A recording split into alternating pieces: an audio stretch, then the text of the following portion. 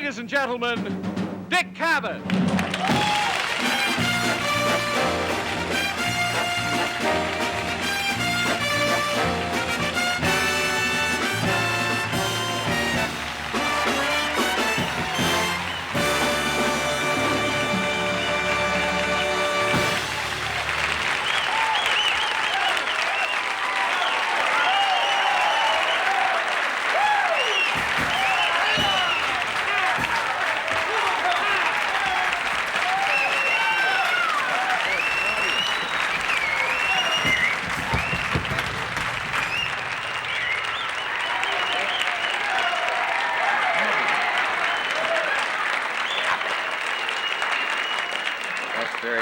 Oh, that's really absurd.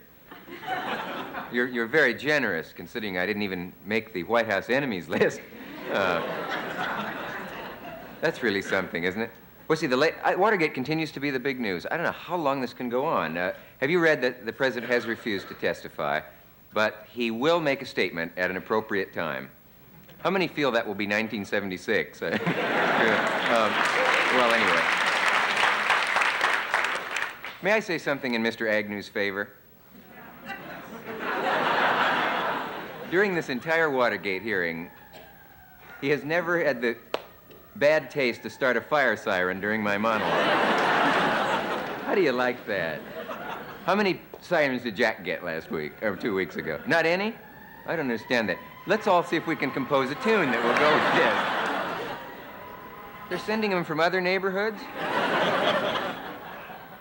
Doesn't Mayor Lindsay know that's bad taste to have that on his limousine? Oh, no, this is probably a big brush fire.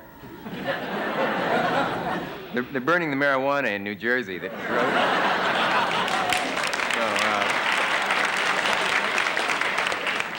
Did you hear where coming from the band?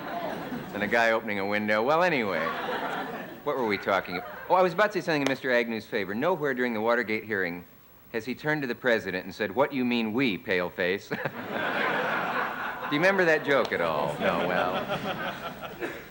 I also admire Ron Ziegler. No, that's not the laugh part. A man who says that he stands by what he said previously and will continue to stand by it until somebody figures out what it was. What else? Oh, one of my guests tonight. This is the only thing I want to say on that. So Mayor Lindsay, as you know, is here, or will be here shortly. Gee.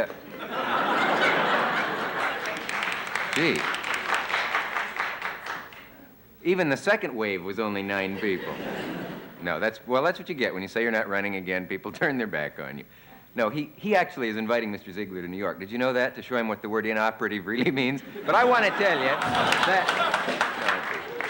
that's just a joke. Say, this distresses me to have to do this, but it's been brought to my attention that in a national magazine, in fact, the same issue that I was on the cover of, a lady author did quite a job on me. Did you see that?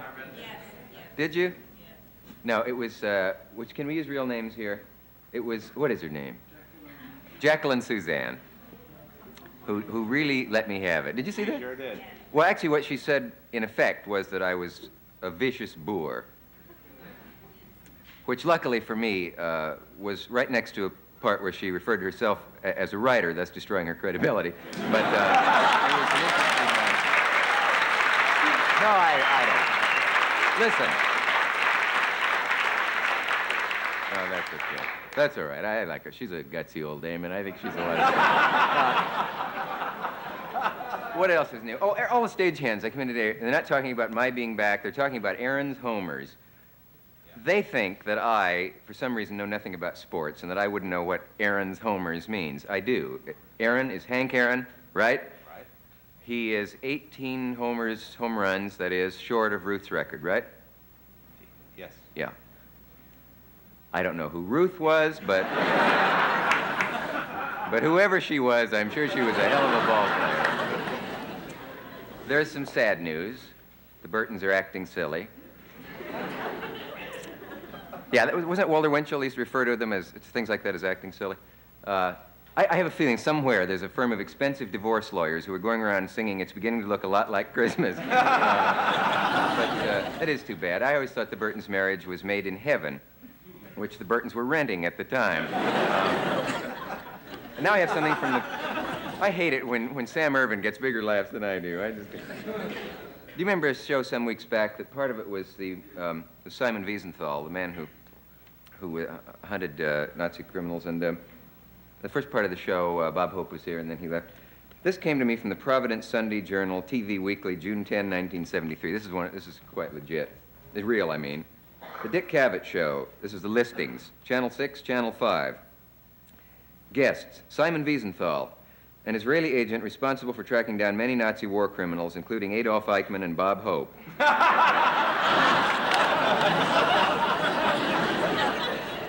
You'd think with that nose they'd have spotted him years ago. If anything on that subject can be funny, I guess that is. That's the Providence Sunday Journal, Bob, if you want to speak to your lawyers about it. We have an interesting show for you tonight. Mayor John Lindsay is here. I said that I will not, don't worry if from around the country, if you're watching from Boise, Idaho, I will not talk with the mayor about New York politics, because I know you're not interested in that. Why should you be when we're not? What else? The great Ray Charles is with us, as opposed to the last Ray Charles. And author Dr. Samuel Rosen, who developed the Stapes operation to restore hearing. Let's hear it for him. I'll push him.